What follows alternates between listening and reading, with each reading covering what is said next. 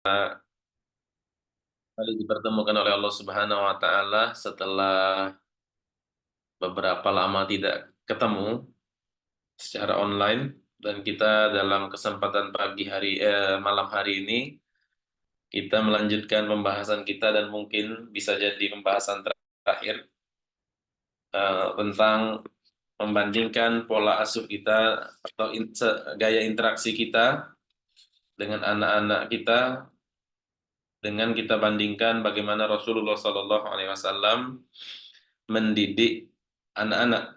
Kemarin sudah kita bahas 5 poin, 5 poin pembahasan, dan sekarang kita poin pertama itu kita ulang sedikit,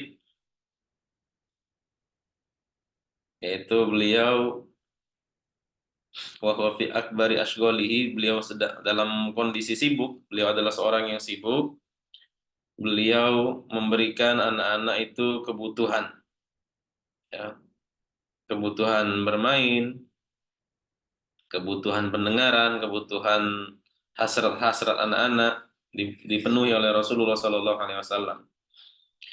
Kemudian Nabi Sallallahu Alaihi Wasallam tidak menghukum dan tidak mencela anak-anak atas kekurangan yang mereka lakukan. Bahkan beliau tidak menghukum dan mencela anak-anak terhadap kemungkaran atau kesalahan yang mereka kerjakan. Ya, kemungkaran itu perlu dipahami lebih luas dibanding kemaksiatan, karena tidak semua kemungkaran itu kemaksiatan. Kemudian yang ketiga, beliau tidak mencela anak-anak dan tidak eh, walaupun itu kesalahan anak-anak yang sifatnya pembantu beliau.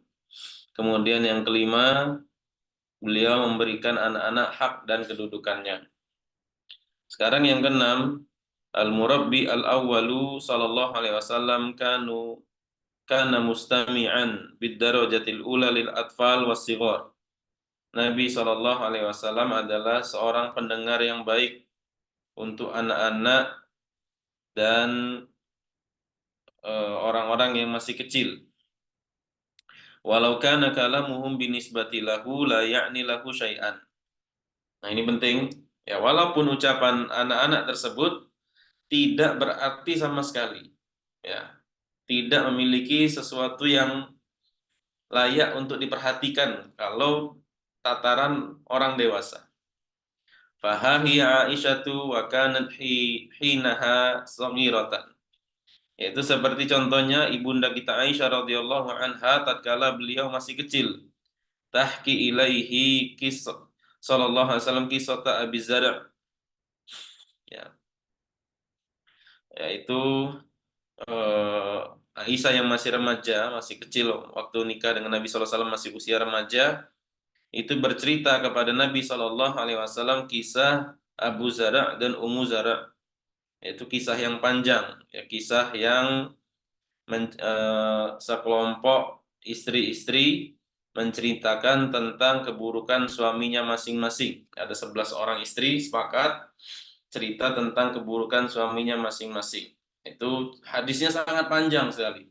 Tapi Nabi SAW benar-benar mendengarkan cerita Aisyah radhiyallahu anha sampai selesai, tanpa dipotong satu kata pun.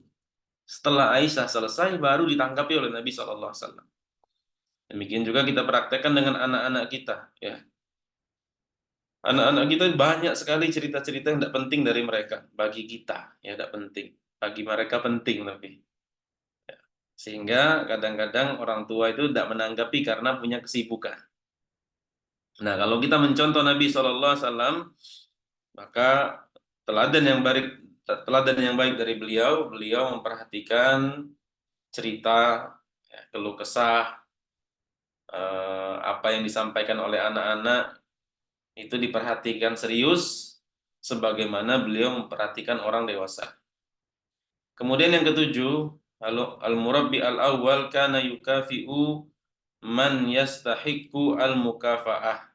Nabi SAW mencukupi orang-orang yang berhak untuk diberikan kecukupan. Dan beliau menawarkan hal-hal yang berkaitan dengan hal tersebut. Seperti diceritakan Rabi'ah bin Ka'ab al-Aslami, beliau mengatakan, kuntu abitu ma'a Rasulillahi sallallahu alaihi wasallam, fa'ataituhu biwadu'ihi wa hajatihi wa qala li faqala li. Kata seorang sahabat yang namanya Rabi'ah bin Ka'ab al-Aslami, beliau mengatakan, aku melayani Nabi sallallahu alaihi wasallam, membawakan wadah air untuk wudhu beliau dan sebagian kebutuhan beliau. Faqala li sal. Kemudian Nabi mengatakan kepadaku, mintalah sesuatu kepadaku. Fakultu as'aluka murafaqataka fil jannah. Lalu sahabat yang masih kecil ini mengatakan, wahai Rasulullah, aku minta kepada Anda untuk menemani Anda nanti di surga. Qala aw ghaira dzalik. Ada tidak, kata Nabi SAW, permintaan yang lain? Kemudian sahabat Rabi'ah bin Ka'ab mengatakan, huwa dzak. Itu saja permintaanku, wahai Rasulullah. Qala fa'inni ala nafsika bikathrati sujud. Nabi mengatakan, kalau begitu bantu aku untuk mewujudkan keinginanmu dengan memperbanyak sujud. Nah, ini Nabi SAW memenuhi permintaan orang, baik sifatnya materi maupun doa. Dan Nabi SAW membalas kebaikan orang, kebaikan yang dilakukan oleh anak kecil. Anak kecil ini datang kepada Nabi SAW membawakan wadah air yang berisi air wudhu, sambil mungkin keperluan-keperluan yang lain, ya, handuk dan lain-lain, sehingga Nabi ingin membalas budi dari kebaikan yang dilakukan oleh anak ini. Nabi mengatakan, sal, mintalah. Nah, demikian juga anak-anak kita, ya, tatkala mereka memberikan pelayanan kepada kita doakan. Nah, kita balas kebaikan mereka dengan mengatakan jazakallahu khair, jazakillahu khair, atau kita doakan barakallahu fik, semoga Allah memberkahimu. Ya, ucapan jazakallah khair itu lebih baik, kata Nabi SAW, dari 1000 terima kasih. Ya, jadi kita doakan. Sekali-sekali misalnya ada sesuatu, kita beri hadiah. Misalnya dia melayani kita dalam hal tertentu, kita belikan jajanan, kita berikan uang. Nah, ini kepada anak-anak kita. Ini gaya Nabi SAW dalam berinteraksi dengan anak tidak hambar. Ya, anak-anak itu tatkala melakukan kebaikan kepada orang yang lebih tua, dianggap baik, dianggap biasa oleh sebagian orang di antara kita dengan alasan, nah ini udah kecil, wajarlah disuruh-suruh. Tidak apa-apa, masih kecil, dibiasakan melayani orang yang sudah tua, tanpa ada perhatian dari orang yang lebih tua untuk membalas jasa kebaikan yang mereka lakukan. Nabi SAW tidak demikian. Ya, Nabi SAW membalas. Ini perlu kita teladani untuk anak-anak kita, interaksi kita dengan anak-anak kita. Kemudian Nabi SAW yang ke-8 mengusap kepala anak-anak. Ya, Nabi usap kepala anak-anak, yush'iruhum bihubbihi lahum. Nabi tunjukkan ekspresi rasa cinta beliau kepada mereka. Ya. Fakana yazuru al-ansar wa yusallim ala sibyanihim. Nabi SAW kadang mengunjungi kaum Ansor. Khusus untuk anak-anaknya Nabi sapa, assalamualaikum. Anak-anaknya Nabi sapa, ya. Ini sulit kalau orang tidak tawadhu, terutama orang yang sudah memiliki kedudukan. Karena Nabi SAW orang yang punya kedudukan. Orang yang punya kedudukan itu akan sulit mengucapkan salam kepada anak-anak. Sebagaimana orang tua yang merasa dia sudah senior, dia yang merasa besar, dia males untuk mengucapkan salam ke anak-anak. Nah, Nabi SAW sengaja datang ke kaum Ansor, kemudian mengucapkan salam. Ya.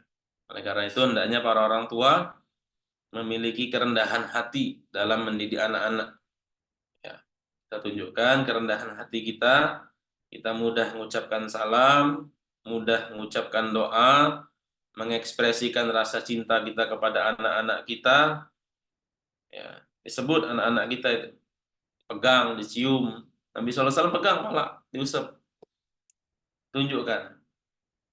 Karena anak-anak itu tidak ngerti. Bapak sering ngomong, nak jadilah nak cinta bapak nih nyari begawi nyari duit inilah cinta bapak. Bagi anak-anak tidak sekedar itu.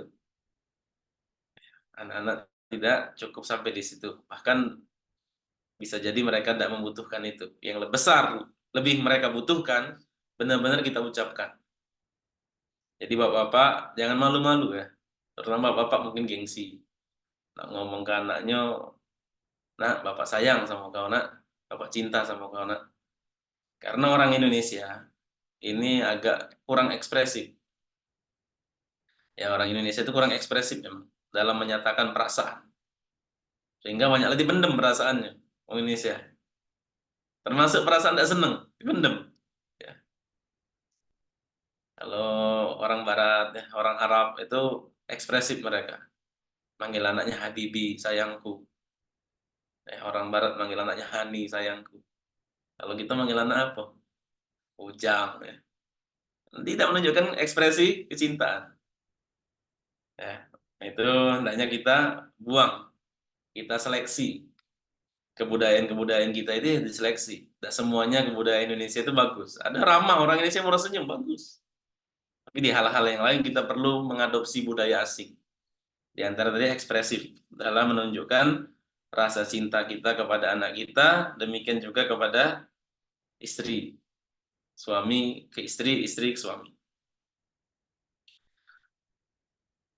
Di sini dikisahkan marra ala Ja'farin radhiyallahu anhu wa huwa sibiyun yal'abu. Nabi sallallahu alaihi wasallam pernah melewati atau bertemu dengan Ja'far bin Abu Thalib yang masih kecil.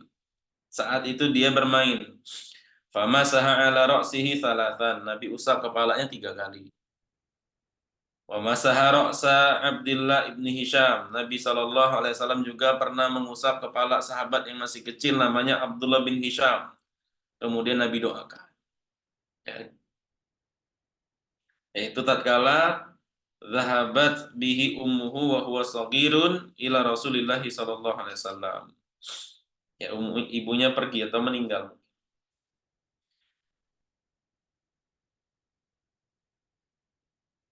Ya, dengan usapan-usapan seperti ini itu menunjukkan kasih sayang dan cinta.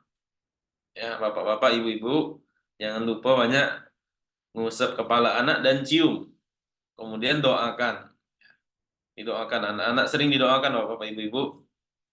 Jangan sampai malah anak-anak itu didoakan yang jelek-jelek. Karena dulu waktu masih kecil ya, kita zaman-zaman mungkin bapak-bapak kurang lebih usianya ya tidak jauh dari saya, atau ada yang sebaya mungkin dengan saya. Orang-orang dulu itu kadang manggil anak-anaknya dengan ucapan-ucapan yang kasar. Ya, ada anak taun, anak setan, anak belis, masya Allah. Sehingga di satu daerah, karena daerah itu masyhur ucapan-ucapan tersebut di Palembang ini, masih tetap Texas sampai sekarang. Masih tetap daerah yang berbahaya sampai sekarang. Bisa jadi, karena doa-doa orang tua tadi, panggilan-panggilan orang tua tadi. Kemudian yang kesembilan, Al-Murabbi al-awwalu sallallahu alaihi wasallam kana yuda'ibul atfal wa yumazihahum. Nabi sallallahu alaihi wasallam itu bercanda dan bermain dengan anak-anak. Wa yushbi'u gharabatahum. Nabi penuhi keinginan mereka. Hatta wa huwa fi ahammil muhimmatihi. Sampai dalam kondisi beliau yang paling penting. Beliau sedang mengerjakan hal yang paling penting, yaitu mengerjakan sholat. Sholat itu bagi Nabi SAW itu yang paling penting. Dan dalam syariat Islam, sholat itu adalah aktivitas anggota badan yang paling utama. Karena aktivitas anggota badan ini banyak. Senyum, sedekah, kerja, banyak aktivitas anggota badan. Aktivitas anggota badan yang paling utama sholat. Dan Nabi SAW menjadikan sholat sesuatu tempat yang paling penting. Apalagi bagi Nabi SAW. Dan Nabi SAW saat sedang sholat zuhur atau asar, beliau pernah membawa cucu beliau Al Hasan dan atau Husain. Fataqaddama ila shalah, kemudian maju beliau jadi imam, beliau letakkan cucunya di samping. Tsumma kabbara li sholati fa shalla. Kemudian Nabi bertakbir mengerjakan sholat mulai. Tatkala Nabi sujud dengan sujud yang lama. Falamma intahatis sholatu qala nas. Tatkala selesai sholat, para sahabat bertanya, "Ya Rasulullah, innaka sajadta sajdatan qad atoltaha." Wahai Rasulullah, Anda tadi sujud, kok sujudnya lama sekali? Fadhananna annahu qad hadatsa amrun. Kami menyangka ada sesuatu yang buruk terjadi. Au annahu yuha ilaika. Atau jangan-jangan ada wahyu yang turun tadi kepada Anda. Qala faqulu dzalika lam yakun. Apa yang kalian sebutkan tadi semuanya tidak terjadi. Walakin ibni irtahalani. Akan tetapi cucuku tadi ketika aku sujud itu menjadikan aku kuda. Banyak kan, Pak? Kalau kita lagi sujud, anak-anak kita ini naik pucuk kita. Ya, biasanya kita kesel, ya, anak-anaknya naik. Nabi SAW mengatakan, "Fakarihtu an uajjilahu hatta yaqdiya hajatahu." Dan aku tidak senang, ya, mempersegerakan sujudku tersebut sampai kepuasan cucuku ini terpenuhi. Nah, itu Nabi SAW sampai seperti itu. Cerita yang lain yaitu Ummu Khalid ada sebutkan. Nabi SAW diberikan suatu baju khamisah sauda. Khamisah itu kain. Qala kain warna hitam. Qala man tarawna naksuha hadhil khamisah. Nabi SAW mengatakan, siapa ya kira-kira yang layak aku berikan kain ini? Fa'us kital qaum. Kemudian orang-orang diam. Kemudian Nabi mengatakan, "U'tuni ummi Khalid." Ya.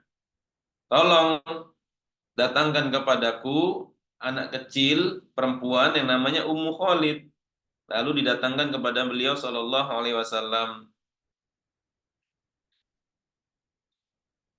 Qalat fa'albasaniha biyadihi. Nabi sallallahu alaihi wasallam lalu memakaikan kain tersebut di Ummu Khalid. Ya, kata Nabi sallallahu alaihi wasallam, "Abli wa akhliki." Semoga kainnya awet, ya. Dan ini sampai lama.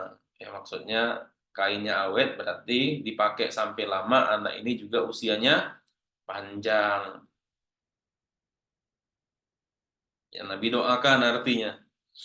Ya, bajunya awet, anaknya usianya panjang.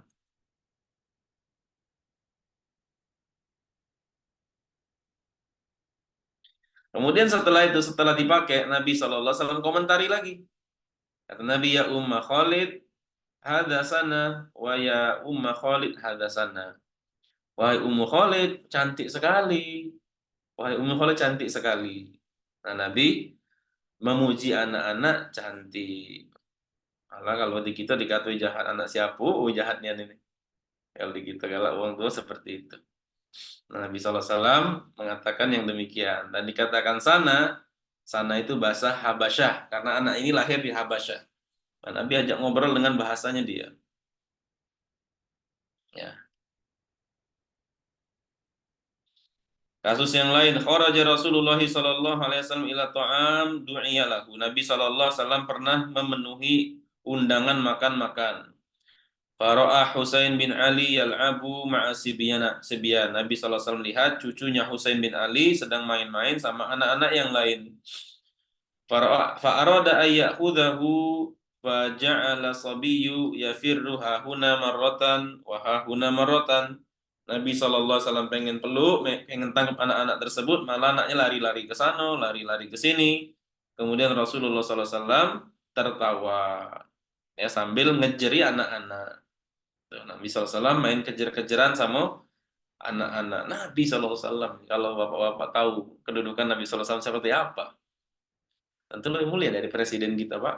Ya, Nabi sallallahu alaihi wasallam. Ngajari anak-anak main. Ya, Masya Allah. Di depan umum itu dilihat oleh orang, maka diriwayatkan ini. Fa wada'a ihda yadayhi tahta dhahrihi. Kemudian Nabi sallallahu alaihi wasallam naruh tangan beliau di dada. Ya, di dada anak-anak tadi, wal ukhra tahta dhaqanihi. Kemudian satunya lagi di bawah sininya.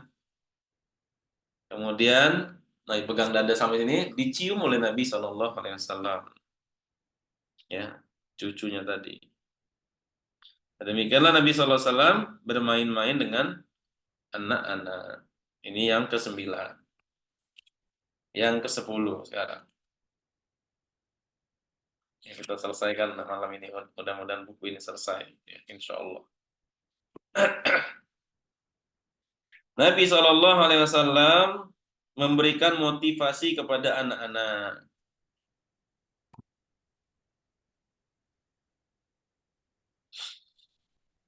Yuqaddimuhum ala man huwa akbar minhum idza tamayyazu an ghairihim. Dan Nabi Shallallahu Alaihi Wasallam juga kadang-kadang tidak mandang usia. Kalau ini lebih pinter dibanding yang lain, ya dimasukkan di grup yang selayaknya dia dapatkan. Contoh seperti Amr bin Salamah mengatakan, kunna ala hadirin. Kami pernah dalam satu forum. Fakana an-nasu yamurruna bina raji'ina min indi Rasulillah sallallahu alaihi wasallam. Kemudian orang-orang melewati kami setelah mereka dari menemui Rasulullah sallallahu alaihi wasallam. Fa'adnu minhum fa'asma'u. Aku mendekat kepada mereka dan aku mendengar. Hatta hafidtu Qur'anan. Sampai aku menghafalkan Al-Quran. Ceritanya cerita tentang ilmu, tentang agama, tentang Quran. Fantalaqa abi bi islami qaumihi faraja'a ilaihim. Kemudian ayahku kembali menemui kaumku setelah dia meluk Islam. Faqala qala Rasulullah sallallahu alaihi wasallam. Ayahku berkata, Rasulullah sallallahu alaihi wasallam bersabda, "Idza hadaratis shalah falyu'adzin ahadukum wal ya'ummakum aktsarukum Qur'anan." Ya. Kemudian ayahku mengatakan, apabila telah datang waktu sholat, maka hendaknya ada yang azan. Dan ada yang menjadi imam adalah yang paling banyak hafalan Qur'annya. Fanadharu falam yakun ahadun aktsara Qur'anan minni. Mereka saling lihat-lihat dan tidak ada orang yang paling banyak hafalan Al-Qur'annya kecuali diriku. Lima kuntu atalaqa minar rukban. Karena aku tadi dengar-dengar dari orang-orang. Waqaddamuni baina aidihim, lalu aku jadi imam. Wa ana ibnu sittin au sab'i sinin. Padahal saat itu aku baru berusia 6 atau 7 tahun. Ya, lihat Masya Allah ya. Para sahabat itu anak-anaknya 6 atau 7 tahun sudah jadi imam di masjid. Ya, luar biasa ya lingkungan mereka. Kemudian Nabi SAW juga pernah memerintahkan Usamah bin Zaid untuk memimpin pasukan. Ini juga bapaknya Usamah bin Zaid. Ini anak angkat Nabi. Bapaknya Usamah bin Zaid itu anak angkat Nabi. Zaid bin Harisah nama bapaknya. Itu anak angkat Nabi. Berarti ini cucunya Nabi taruhlah. Kalau mau diposisikan ya. Diangkat oleh Nabi SAW jadi pemimpin. Padahal dalam pasukan itu ada Umar bin Khattab yang tua. Ada Abu Ubaidah. Ada Sa'ad bin Abi Waqqas, Sa'id bin Zaid. Dan lain-lain sahabat. Tapi dilihat oleh Nabi SAW dalam kasus ini, perang ini yang lebih layak. Diangkat oleh Nabi SAW jadi pemimpin, walaupun masih kecil. Jadi bapak-bapak ya, kalau ada di masjid atau di kantor lah, ya senioritas kadang-kadang kalau di kantor atau di kampung ya, apalagi kampung itu kadang-kadang di masjid terutama, ya orang-orang tua kadang-kadang itu bacanya sudah susah, tapi anak-anaknya, padahal anak-anak muda di situ banyak yang bacanya bagus dan hafal Quran, tapi karena tua dia jadi imam. Itu tidak dibenarkan. Demikian juga kasus-kasus yang lain. Dalam kita mimpin misalnya grup, uh, mengatasi satu kerjaan tertentu, ada yang ahli, lebih ahli dari kita, ya silahkan dia jadi pimpin, tidak masalah. Seperti contoh Usamah bin Zaid ini. Demikian juga kita ya, anak-anak kita. Dilihat mana yang berpotensi, kita berikan apresiasi mimpin di kalangan saudara-saudaranya. Oh ya, dalam hal ini ditugaskan. Besoknya ini ditugaskan jadi mimpin. Ini diberikan tanggung jawab. Itu untuk melatih mereka. Ya, ini dilakukan oleh Nabi SAW. Kemudian yang 11. Nabi SAW karena idza mana'a tifla min syai'in dzakara lahu sababu dzalik. Nabi SAW kalau melarang anak-anak, itu Nabi jelaskan sebabnya. Ya, apa tidak boleh? Pokoknya uji bapak tidak boleh. Nah, itu tidak boleh seperti itu. Harus dijelaskan. Ini dilakukan oleh Nabi SAW. Yaitu pernah cucu beliau Shallallahu Alaihi Wasallam makan kurma, masih kecil cucunya, Hasan bin Ali, cucu Nabi Shallallahu Alaihi Wasallam masih kecil, makan kurma zakat. Kemudian Nabi muntahkan, Nabi Nabi suruh seperti itu. Ini biha, Nabi lemparkan yang di tangan. Ya. Amma alimta anna lana kulu sodakoh. Kata Nabi SAW, kita ini, ya, ahlul bait, maksud Nabi, itu udah halal makan zakat. Jadi orang yang ngaku habaib atau dan lain-lain, misalnya, pokoknya ada keterhubungan seperti itu, maka semiskin apapun dia tidak berhak menerima zakat. Dia tidak boleh. Haram bagi dia makan zakat, walaupun dia miskin. Ya, karena Nabi SAW mengatakan kita, keluarga kita, tidak boleh makan zakat. Dijelaskan oleh Nabi SAW, anak kecil, cucunya tadi. Dan Nabi suruh muntahkan, muntahkan, enggak, muntahkan nak, muntahkan nak. Ya, enggak. Tapi Nabi SAW jelaskan sebabnya. Ya, muntahkan, muntahkan. Yang di tangan dilepaskan. Kita dah halal makan harta zakat. Demikian juga anak-anak kita kalau kita larang. Ya, anak-anak kan kadang banyak tanya. Apa Pak, enggak boleh Pak? Ya. Wah, pokoknya Bapak ngomong enggak boleh. Udah, enggak usah tanya-tanya. Salah seperti itu tentu sesuatu yang tidak bijak. Ya, sudah kita bahas juga sebelum-sebelumnya sebenarnya. Kenapa hal seperti itu tidak boleh ya? Karena anak itu tidak nyaman dia, tidak terbuka dia. Orang tuanya terasa otoriter. Kemudian yang ke-12, Nabi SAW kana la yubali bi kalamin nas fi ta'amulihi wa tarbiyatihi li abnaihi wa ahfadihi. Nabi SAW tidak memperhatikan komentar buruk orang terkait interaksi beliau dan pendidikan beliau terhadap anak-anak dan cucunya. Bahwa yaf'alu ma'ahu ma huwa aslahu lahum. Beliau berinteraksi dengan anak-anak tersebut apa yang terbaik untuk anak-anak. Ya, yang terbaik untuk jiwa anak-anak.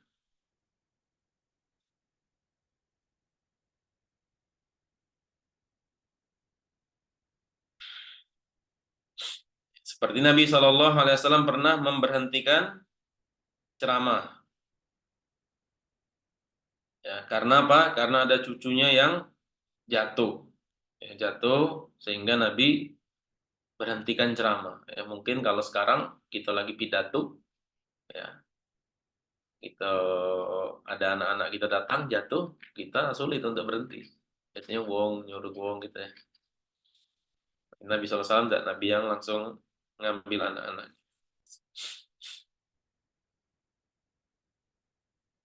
Nabi juga pernah gendong cucu beliau saat sholat yang namanya Umamah. Kalau orang sekarang kan pastilah komentar. Nah, pula bawa anak. Ya, kalau seandainya dibutuhkan, Nabi tidak begitu peduli, tidak memperhatikan, tidak begitu dianggap komentar orang lain. Ya, seperti kita kadang-kadang nak, kau nak malu ke bapak nak, ya, dalam hal-hal seperti itu. Apa yang bakal dikatakan kawan-kawan bapak kalau kau ini? Pertimbangannya kita, ya, bukan pertimbangan ini salah, ini benar, bukan seperti itu. Kadang-kadang kita mempertimbangkannya adalah gengsi pribadi kita. Kemudian yang ke-13, Nabi SAW yuqabbiluhum wa yashumuhum wa yadumuhum. Nabi SAW cium anak-anak. Nabi SAW mendekap dan mencium nyium-nyiumi, maksudnya badannya dicium, pipinya dicium, dipeluk. Faha huwa akhadha ibnihi Ibrahim faqabbalahu wa syammahu. Nabi Shallallahu Alaihi Wasallam, anak beliau yang namanya Ibrahim, Nabi cium, kemudian Nabi ciumi juga badannya. Dari Al Hasan wal Husain, huma raihatani minat dunia. Nabi sebutkan, cucuku Hasan dan Husain ini bau wangiku di dunia ini, wangi-wangianku, maksudnya cium-ciuman aku di dunia ini.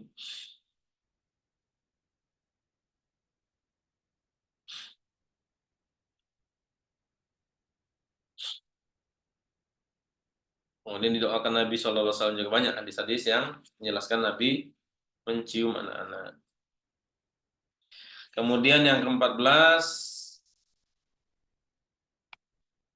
Nabi Shallallahu Alaihi Wasallam kana idza naha an syai'in wa lam yajid istijabatan wa tuliba minhu ay yatrukahum yaf'aluna ma yarawnahu wa yanhaunahu. Ya, Nabi Shallallahu Alaihi Wasallam kalau melarang sesuatu lalu tidak dipenuhi, larangan tersebut tidak ditanggapi, atau Nabi meminta sesuatu kemudian tidak dikerjakan,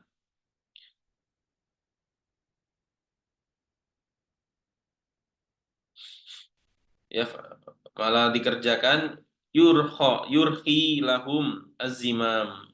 Nabi longgarkan. Ya, Nabi kalau anak-anaknya atau cucunya atau anak-anak yang lain misalnya dilarang dari sesuatu, kemudian anak-anak namanya kadang-kadang tidak nurut atau disuruh meninggalkan sesuatu tapi malah dikerjakan, itu Nabi longgarkan, Nabi maklumi, Nabi buka untuk anak-anak itu kelonggaran yang selonggar-longgarnya.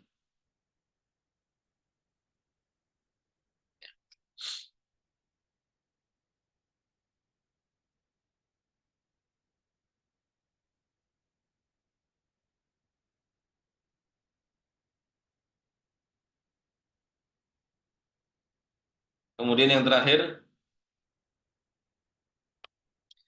Nabi SAW kana yukhbiruhum wa yusarrih lahum bi annahum yuhibbuhum. Nabi SAW mengabarkan dan menyatakan terang-terangan kepada anak-anak bahwasanya beliau cinta kepada mereka. Bal wa yubalighu fi idhari dzalika. Bahkan Nabi berlebihan dalam menyampaikan hal tersebut. Wa yudhiru lahum al-farah was-surur inda ru'yatihim. Nabi SAW kalau melihat anak-anak mereka, Nabi tampakkan kegembiraan karena lihat anak-anak tadi. Wa yaqumu ilaihim ahyanan idza ra'ahum. Bahkan Nabi SAW kalau lihat anak-anaknya datang, berdiri, nyambut. Dalam Sahihain, Sahih Al-Bukhari dan Muslim, ada Nabi SAW ra'a nisa'an wa sibyanan muqbilina min ursin. Nabi SAW melihat ada anak-anak yang datang. Faqama ilaihim mumtannan. Nabi bersegera nyambut anak-anak yang datang tadi. Faqala Allahumma antum min ahabbin nasi ilayya. Nabi mengatakan, ya Allah, kalian ini adalah orang yang paling aku cintai.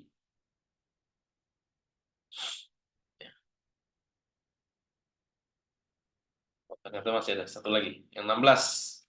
Nabi SAW kana yu'amiluhum bil muntaha riqah. Nabi berinteraksi dengan anak-anak dengan puncak kelemah lembutan, puncak kasih sayang. Ya.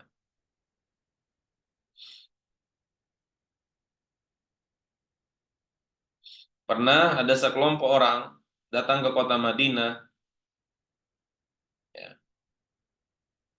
yaitu seorang sahabat yang namanya Malik bin Huwairits mengatakan, ataina Nabiya sallallahu alaihi wasallam wa nahnu syababatun mutaqaribuna. Kami pernah datang menemui Nabi SAW, saat itu kami adalah pemuda yang usianya sebaya. Fa'aqamna indahu isyrina lailatan. Nabi SAW, kemudian kami tinggal di kota Madinah selama 20 malam. Fadhanna anna ishtaqna ahlana. Kemudian kami sampai merindukan keluarga kami di rumah. Wa sa'alana amman tarakna fi ahlina. Kemudian Nabi SAW bertanya kepada kami tentang kondisi keluarga yang kami tinggalkan. Lalu kami kabarkan kepada beliau, wa kana raqiqan rahiman. Nabi SAW adalah orang yang sangat lemah lembut dan sangat penyayang. Lalu beliau mengatakan, irji'u ila ahlikum. Kembalilah kalian, temuilah keluarga kalian. Fa'allimuhum wa muruhum. Ajarkan mereka dan perintahkan mereka. Wasallu kama ra'aitumuni usolli, dan sholatlah kalian sebagaimana kalian melihat aku sholat. Ya. Nah, ini kurang lebih dari 16 pola asuh Nabi SAW atau pola interaksi Nabi SAW yang layak untuk kita teladani. Dengan demikian, setelah kita baca 16 bentuk pola asuh, ini adalah bagian terakhir dari kitab ini, yaitu buku Kaifa Turabbi Abna'aka. Selesai sudah kita mengkaji kitab ini. Mudah-mudahan apa yang sudah kita ketahui dari teladan-teladan Nabi kita Muhammad SAW, dari bimbingan agama kita tentang interaksi yang selayaknya dilakukan oleh orang tua kepada anak-anaknya ini bisa kita amalkan, ya. Walaupun tidak bisa, kadang-kadang sekali-sekali lepas, ya tidak terlalu jauh karena sudah tahu ilmunya. Beda dengan orang yang sama sekali tidak ngerti bagaimana cara berinteraksi dengan anak. Yang dia ngerti adalah cara interaksi dengan anak, ya bagaimana dulu bapak saya interaksi sama saya. Enak, kok masih mending, ini bapak dulu. Nah, perbandingannya dengan bapak dia dulu. Ya, demikian bapak-bapak, ibu-ibu. Semoga-modahan ini bermanfaat untuk kita semua, untuk saya pribadi, untuk bapak-bapak dan ibu-ibu sekalian juga. Sudah selesai kita hatam kitab ini, yang mudah-mudahan di lain kesempatan online atau offline kita bisa ketemu kembali. Nah, demikian, kalau ada yang ingin disampaikan sampai di sini silahkan.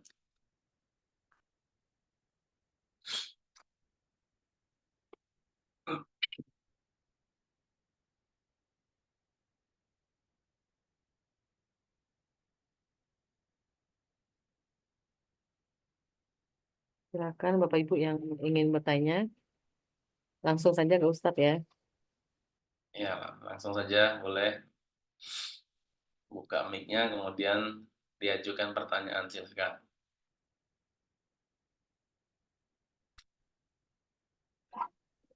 Saya nanya Ustaz, Ya, silakan Pak.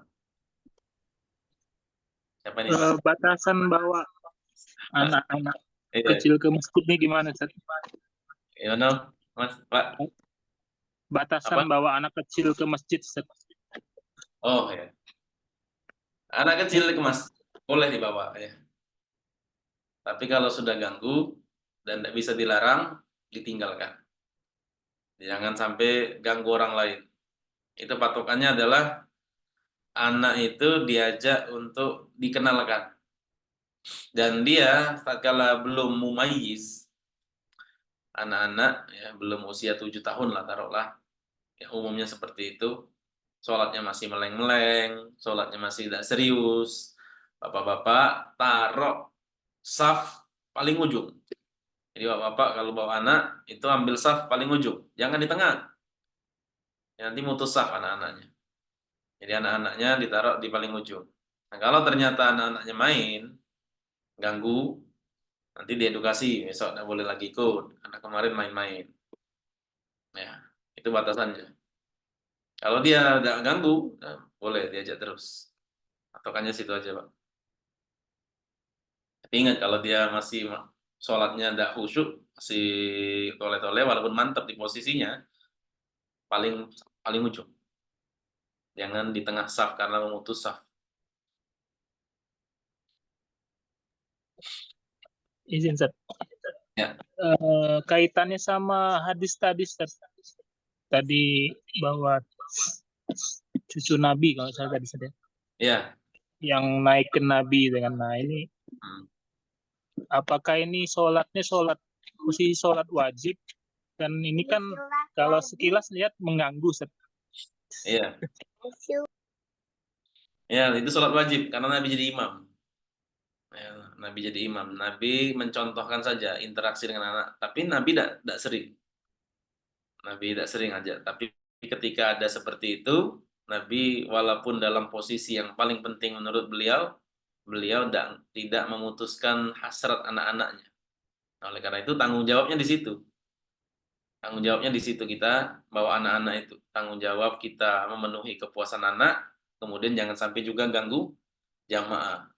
Jadi kalau seandainya kita tidak mampu mengkombinasikan ini, mengkompromikan antara kebutuhan anak-anak dengan menoleransi jamaah, ya, lebih baik tidak usah dibawa. Ya, kalau terjadi hal-hal seperti itu. Ya. Nah, jazakallah khair. Silakan Ummu Azmiyah. Bismillah. Assalamualaikum warahmatullahi wabarakatuh, Ustaz. Waalaikumsalam warahmatullahi wabarakatuh. Izin tanya, Ustaz. Ya, silakan. Kan qadarullah nih, Ustaz. Ada di antara Ana atau abinya Azmia misalnya, ada menegur secara spontan, misalnya nggak sengaja nyentak kayak gitu, Ustaz ya. Membentak itu misalnya. Di antara salah satu kami pasti ada yang sadar nih, oh ini salah nih, apa ya, dengan reaksi membentak tuh misalnya anak atau suami anak tuh sadar, ih salah nih, nggak boleh langsung dibentak kayak gini misalnya. Anak tuh bahas saat itu pas Azmianya ada, pas anaknya ada, atau nanti setelahnya, Ustaz? Ya. Apa dulu yang harus anak ini, Ustaz? Peluk dulu anaknya terus jelasin, atau peluk dulu anaknya sama suami nanti aja dijelasin kayak gitu, cuman dijelasin. Dan cara Ana menjelaskan ke anaknya gimana, Ustaz, tanpa misalnya menyalahkan si ayah gitu kan, biar anaknya paham, Ustaz. Syukron, Ustaz. Iya, jadi tentang memarahi anak, ya ada juga pembahasan di kita kemarin bahwa boleh saja orang tua itu memberikan hukuman atau memarahi anak. Nah, dengan catatan-catatan kemarin sampai berapa ya catatannya itu ya, ada di buku ini kita. Catatannya 8 apa berapa itu ya, sampai. Jadi diantaranya adalah tidak di depan umum, marahi di depan umum tidak boleh. Kemudian kita marahi anak atau menghukum anak atau bahkan melakukan pukulan sampai itu sebelumnya kita sudah memberikan peringatan. Jadi kesalahan seperti ini nak, jangan lagi ya dilakukan yang kayak gini. Kalau lagi, udah ini berapa kali dilakukan seperti ini, nanti bapak marah, nanti bapak hukum, nanti umi hukum. Itu berarti sudah ada terjadi kesepakatan dengan kita dengan anak. Jangan tiba-tiba anak ini tidak tahu ini salah, kemudian marah. Dia tidak ngerti ini salah. Jadi dia ada proses dulu sebelumnya, proses edukasi dulu kalau ini salah. Ya. Ini tidak benar, ini tidak baik, ini adalah ucapan yang kotor. Ya. Jadi ada kesepakatan dulu. Nah, itu boleh. Setelah ditempuh, baru kita marah.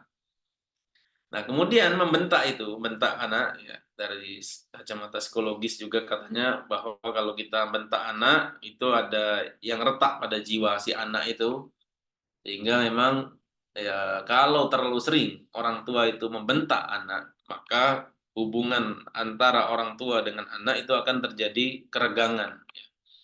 Di antara caranya tadi adalah ya harus orang tua jangan sampai saling koreksi di hadapan anak kalau bisa ya. Nanti setelah dia salah misalnya kan, dia nangis, salah satu dari orang tua ini meluk, dipeluk, dicium, nanti bapaknya juga demikian.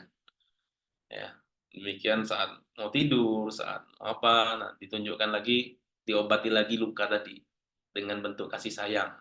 Tapi diusahakan memang bentakan-bentakan itu jangan kita terlalu sering. Walaupun ya kadang-kadang lepas kita, lepas kontrol.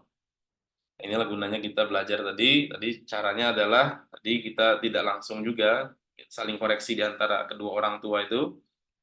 Ya, salah satu orang tua ngambil peran sebagai pelembut. Ya, salah satu dari orang tua, misalnya bapak yang marah, maka ibunya yang posisi pelembut. Jadi anaknya tenang. Kemudian baru setelah itu baru didekati lagi tanpa membahas lagi salah yang tadi. Ya, karena sudah kita bahas juga, membahas itu cuman hanya untuk dia tuh lupa sudah. Kita mengingatkan memori kembali. Tidak usah kita ungkit lagi. Langsung kita tunjukkan saja kita cinta sama dia, kita sayang sama dia, dan perbuatan-perbuatan yang semisal. Kurang lebih seperti itu. Ya, Maaf, silakan. boleh satu lagi Ustadz. Ya, silakan. Afwan kalau misalnya keluar dari topik Ustadz. Kalau untuk membacakan buku untuk anak itu Ustadz, kalau misalnya dari bayi benar bisa berpengaruh Ustadz ke otaknya, keingatannya nanti, atau kecerdasannya nanti Ustadz. Iya, saya ada baca buku supaya anak jadi hobi baca diantaranya. Bahkan ada yang baca sampai dari ini ya, dari kandungan. Jadi memang kalau bisa mainan-mainan anak itu yang buku sifatnya edukatif. Kemudian membacakan anak itu ya menambah kecerdasan anak. Minimal dia kosakatanya lebih banyak dibanding anak-anak yang cuman kenal kosakata obrolan. Karena kosakata buku itu banyak. Buku itu kaya kosakata. Anak itu semakin dia banyak baca, dia banyak inspirasi cara mengungkapkan sesuatu, inspirasi tokoh, inspirasi keteladanan. Makanya di titik-titik tertentu, kita misalnya ada seorang tokoh teladan, itu kita ungkit, oh ini poin bagus ini. Nanti diceritakan, nah kita harus seperti ini, nah itu. Poin-poin yang keteladanan itu kita ulang ke anak-anak itu. Karena anak itu niru. Anak itu niru. Semakin banyak yang dia tiru, ya. Kan dia kalau niru cuma melihat, itu kan dikit ya. Tapi kalau dia niru dengan cara diceritakan, oh banyak. Ya, anak itu niru, konsep dia itu niru. Dia tidak memahami perintah. Dia tidak memahami perintah, tidak memahami larangan di usia tertentu. Sampai usia 7 baru dia ngerti perintah dan larangan. Nah, di usia yang ini, usia-usia seperti ini, kalau ketika dibacakan, oh itu banyak dia responnya. Ya, karena dia modelnya tadi model nyerapnya adalah keteladanan. Oh, ada perbuatan ini baik. Oh, ini. Gitu. Jadi makanya dia selain nambah kecerdasan, tadi nambah keteladanan, banyak hal-hal positif yang bisa didapatkan dari baca, kayak membacakan anak buku. Pertama, misalnya menjelang tidur atau antara maghrib dan isya, dibuat waktu khusus. Ya, silakan Ummu Sabira. Nah, Ustadz, Assalamualaikum warahmatullahi wabarakatuh. Izin bertanya, Ustadz. Yang dimaksud dengan ahlul bait itu apakah keseluruhan keluarga Rasulullah, termasuk istri-istri beliau, atau hanya keturunan beliau saja, anak dan cucunya? Itu, Ya. Ustadz. Syukran, Ustadz. Jazakallah khair. Kalau di Al-Quran termasuk istri. Di Al-Quran itu ada dua kata tentang ahlul bait. Nah, di antaranya itu istri, mengungkapkan istri Nabi SAW. Kemudian juga selain istri Nabi SAW, semua orang yang nasabnya sampai kepada kakek Nabi, yang namanya Hashim. Jadi Nabi itu Muhammad bin Abdullah bin Abdul Muttalib bin Hashim. Nah, siapa saja yang nasabnya sampai ketemu dengan Hashim, maka itu ahlul bait. Ya, itu ahlul bait. Warga Nabi SAW. Makanya ahlul bait itu bisa datang dari Hasan Hussein, bisa datang dari sepupu-sepupu Nabi SAW. Ya, keturunan-keturunan sepupu Nabi seperti ada daulah dalam Islam dulu, daulah Abbasiyah. Itu dari keturunan paman Nabi SAW, Abbas bin Abdul Muttalib. Ya. Jadi mereka ahlul bait. Nah, itu ya, patokan ahlul bait itu kalau orang Syiah, ahlul bait itu hanya Hasan, Fatimah, Ali, Hasan, Husain dan keturunannya itu saja. Sementara kita ahlus sunnah wal jamaah memahami ahlul bait itu istri-istri Nabi semuanya ahlul bait dan siapa saja yang nasabnya sampai Hashim. Kemudian ada titipan pertanyaan. Boleh tidak anak perempuan yang masih kecil balita masuk saf sholat? Apakah memutus saf atau tidak? Ya anak-anak, baik laki-laki maupun perempuan, kalau di bawah 7 tahun belum usia tamyiz, maka dia statusnya seperti tiang, yaitu mutuskan saf. Oleh karena itu kita takut dengan hadis Nabi SAW, "Faman qata'ahu qata'ahu Allah." Siapa yang memutuskan saf, Allah putuskan dia. Nah, kita takut dengan hadis itu. Karena ada hadis seperti ini, makanya anak-anak kita, kalau kita tidak berkepentingan anak-anak tersebut, ya dosa diajak ke masjid. Tapi kalau anak-anaknya bisa diatur, atau masjidnya kita perkirakan masjid ini biasanya saf pertama itu penuh sebelum qomat. Sehingga kita bisa tempati saf paling ujung. Itu aman. Ada masjid-masjid yang besar, ya, tapi sepi. Sudah qomat, belum lengkap orang, baru datang satu yang lain. Nah ini agak repot emang. Nanti anak kita di tengah-tengah, putus saf. Takutnya seperti itu. Ya, sehingga orang tua lihat-lihatlah bijak-bijak menentukan kondisi. Ya. Kemudian kalau seandainya kita lagi di jalan tiba-tiba azan, ya itu kondisi berbeda ya. Tapi kalau kita kondisi di rumah, tidak apa-apa anak kita ajak ke masjid, tapi kita harus ngerti fikihnya. Ya, kita harus ngerti fikihnya bahwa kita harus bersegera ke masjid, kita tempatkan anak kita yang paling pojok bersama kita, ya. Gitu. Laki-laki maupun perempuan. Dan anak-anak itu di usia di bawah 7 tahun tidak punya aurat. Ya, jadi dia pakai celana pendek, tidak masalah. Ya. Ya, silakan. Ibu Darin Fadilah, silakan.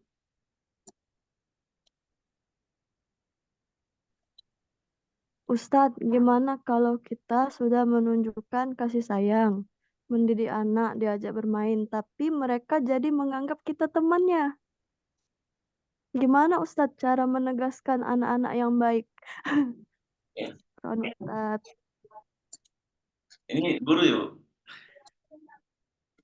Iya.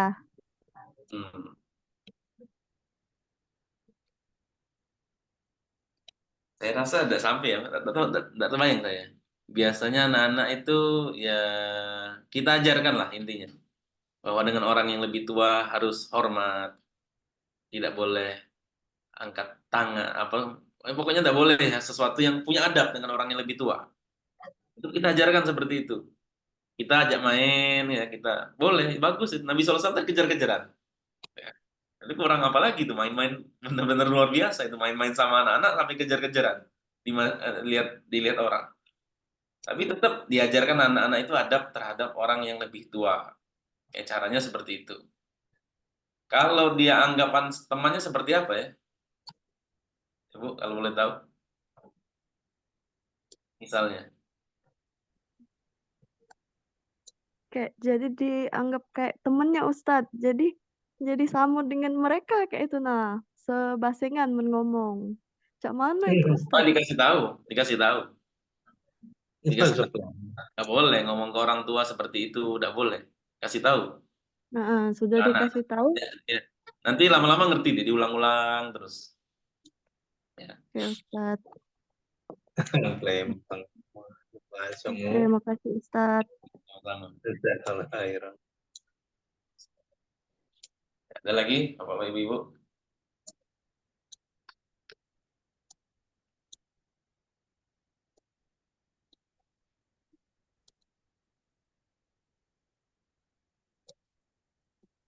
Ya, kalau tidak ada lagi, kita mungkin cukupkan pertemuan kita sampai di sini.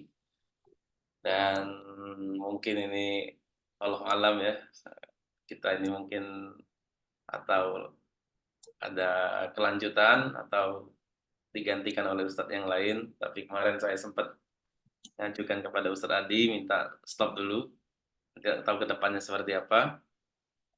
Untuk saya sendiri mungkin sampai di sini ya, insya Allah. Tapi nggak tahu perkembangan berikutnya. Oleh karena itu, karena di kesempatan terakhir ini, saya mohon maaf kalau ada kesalahan selama menyampaikan materi, ya, ada hal-hal yang kurang berkenan bagi bapak-bapak dan ibu-ibu. Saya mohon maaf yang sebesar-besarnya dan saya mohon ampun kepada Allah Subhanahu wa taala. Demikian pertemuan kita dan alhamdulillah sudah kita selesaikan kitab yang sangat bermanfaat ini. Ya, kitab yang mungkin sangat perlu saya kira untuk dicatat bagi Bapak-bapak dan Ibu-ibu poin-poinnya ya. Karena jarang kita membahas tentang parenting Islami yang membahas langsung dari ada dalil-dalil Al-Quran dan Sunnah. Biasanya memang parenting Islami, tapi tetap mengacu kepada teori-teori yang lebih umum. Ya. Nah, buku ini membahas langsung bab per bab itu mencontoh ada perbuatan dari Nabi kita Muhammad SAW atau langsung dari ayat-ayat Al-Quran. Nah, demikian saya tutup pertemuan kita ini dengan doa kafaratul majelis. Subhanakallahumma bihamdika asyhadu an la ilaha illa anta astaghfiruka wa atubu ilaik. Assalamualaikum warahmatullahi wabarakatuh. Waalaikumsalam warahmatullahi wabarakatuh. Waalaikumsalam warahmatullahi Jazakumullah wabarakatuh. khairan. Majlis. Waalaikumsalam. Izin lift.